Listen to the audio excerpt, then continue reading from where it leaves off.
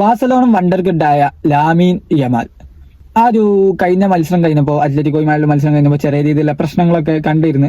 ഏതായാലും ഇതിനെപ്പറ്റി പ്രസ് കോൺഫറൻസിൽ യമാലിനോട് ചോദിക്കുമ്പോൾ ഹാൻസി ഫ്ലിക്ക് വളരെ പോസിറ്റീവ് ആയിട്ടുള്ള ഒരു റെസ്പോൺസ് ആണ് കൊടുക്കുന്നത്. അതാണ് നമ്മൾ ഈ ഒരു വീഡിയോ നോക്കാൻ പോകുന്നത്. അപ്പോൾ ഹാൻസി ഫ്ലിക്ക് പറയുന്ന കാര്യം ഒരു എന്താ പറയാ, ഒരു ഗാർഡിയൻ അല്ലെങ്കിൽ ഇപ്പൊ എങ്ങനെ ഇപ്പൊ പറയാം, നമ്മളെ ഒരു അത്രയും കെയർ ചെയ്യണ പോലെയാണ് പുള്ളിക്കാരൻ ലാമിൻ യമാലിനെ പറ്റി പറയുന്ന വാക്കുകൾ.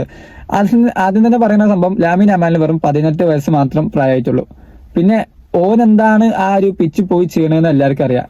നിങ്ങൾ വേണമെങ്കിൽ അത് ഒന്നുപാടിയും എന്താണ്, നിങ്ങൾ മാച്ച് ഒന്നുപാടിയും കാണുമ്പോൾ നിങ്ങൾക്ക് കറക്റ്റ് മനസ്സിലാവും അവന് എത്രത്തോളം അടിപൊളിയായിട്ടാണ് ആ ഒരു പുൽമൈതാനിയിൽ ഗ്രൗണ്ടിൽ കാര്യങ്ങൾ ചെയ്യണമെന്നുള്ളത്.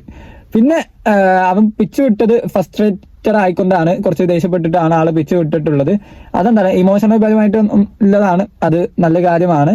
എന്താണ്, I will always support him, ഞാൻ അവനെപ്പോഴും എന്താണ് പിന്തുണക്കും. അവന്റെ കാര്യത്തിൽ ഞങ്ങൾ എന്താണ് നല്ല രീതിയിലാണ് കൊണ്ടുപോകുന്നത്. അവന്റെ ചുറ്റും പ്രശ്നങ്ങളൊന്നും ഉണ്ടാക്കാൻ ഞങ്ങൾ അനുവദിക്കില്ല. അതുപോലെ തന്നെ അവൻ എന്താണ് വെറും 18 വയസ്സ് മാത്രം പ്രായമുള്ളൂ.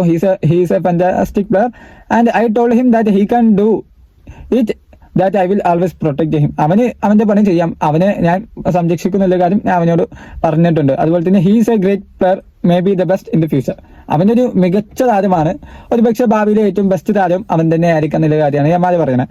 അപ്പോൾ യമാല് ആ ഒരു ഗ്രൗണ്ട് ഫ്രസ്ട്രേഷൻ വിട്ടൊക്കെ നമ്മൾ കണ്ടതാണ്. ബട്ട് ഹാൻസി ഫ്ലിക്ക് എടുക്കുന്ന ഈ പോസിറ്റീവ് റെസ്പോൺസ് ഉണ്ടല്ലോ, അത് ഏതൊരു പ്ലെയറും ഏതൊരു എന്താണ് കോച്ചിൽ നിന്ന് ആഗ്രഹിക്കുന്ന കാര്യമാണ്. അത്തരത്തിലുള്ള ഒരു പ്ലെയേഴ്സിനെ പിന്താങ്ങിക്കൊണ്ടുള്ള ആ ഒരു സ്റ്റേറ്റ്മെന്റ് കാര്യങ്ങളൊക്കെ എന്താണ് നിങ്ങൾക്ക് തോന്നുന്നത്? നിങ്ങളുടെ അഭിപ്രായങ്ങൾ തീർച്ചയായും കമന്റ് ചെയ്യുക. അതുപോലെ തന്നെ കോണ്ടൻസ് കാര്യങ്ങളൊക്കെ ഉപകാരപ്പെടുന്നു എന്നുണ്ടെങ്കിൽ ലൈക്ക് ചെയ്യുക, ചാനൽ ഒന്ന് സബ്സ്ക്രൈബ് ചെയ്യുക.